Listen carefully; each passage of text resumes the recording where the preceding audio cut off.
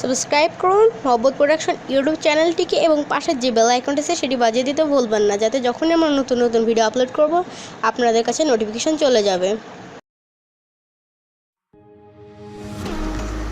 আসসালামু আলাইকুম, welcome back our channel. So আজকে আপনাদের দেখাবো যে আপনারা কীভাবে মোবাইলের ইন্টারনেট আপনারা পিসিতে চালাতে পারবেন। সো এর জন্য আপনাদের কী কী লাগবে, জাস্ট একটি ইউএসবি কেবল লাগবে। আপনার মোবাইলে হয়তো বা চার্জার আছে, চার্জারে ইউএসবি কেবলটা আপনি ইউজ করতে পারেন, কোনো সমস্যা নেই। সো ফার্স্ট আপনাদের কী করতে হবে, জাস্ট উপরে চলে আসতে হবে, উপরে আসার পর সেটিংয়ে যেতে হবে। আবার তাছাড়া আপনারা আবার কী করতে পারেন, উপরে না যেয়ে আপনারা এখান থেকে সেটিং ওপেন করতে পারেন। সো সেটিং ওপেন করার পরেই এখানে দেখবেন আপনার হয়তো বা মোর অপশন খুঁজে পাবেন না, তো ফার্স্টে দেখবেন আপনার যেখানে মোর অপশন আছে ঠিক সেখানে চলে যাবেন। সেখানে দেখতে পাচ্ছেন আমার মোর অপশন, অবশ্যই আপনাদের কিন্তু ইউএসবিটা কানেক্ট করতে হবে।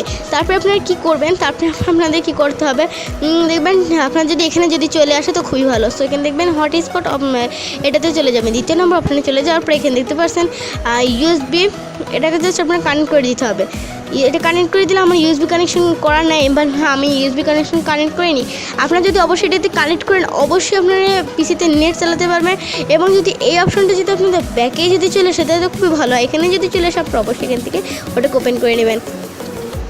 এখানে যদি না আসে তাহলে আপনারা transmit and problem portable hotspot এখানে চলে আসবেন এবং এখানে দেখবেন ইউএসবি শেয়ারিং, তো এখানে আপনারা চলে আসবেন। সেখানে আসার পরে এটাকে জাস্ট টিক করে দেবেন। তবে আপনাদের বলি আপনারা কিন্তু অবশ্যই কম্পিউটার ইউএসবির সাথে লাগানোর পরে আপনারা এটাকে জাস্ট কানেক্ট করবেন।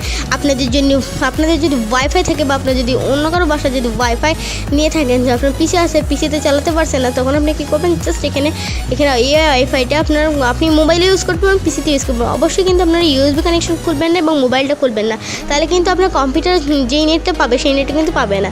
আর কথা বলিনি, যেটা হচ্ছে মাঝে মধ্যে এরকম সমস্যা দিতে পারে যে কম্পিউটারের কারণে নেট নেই কিন্তু মোবাইলে আছে, তাদের বাসাতে মোবাইল আছে কিন্তু তাদের বাসাতে আবার ওয়াইফাইও আছে কিন্তু কম্পিউটার তারা পাচ্ছে না, তাদের জন্য এই অবস্থাটা করতে পারেন। আবার ধরুন আপনার এমবি আছে, সো আপনি এমবি দিয়েও কিন্তু এটা করতে পারেন।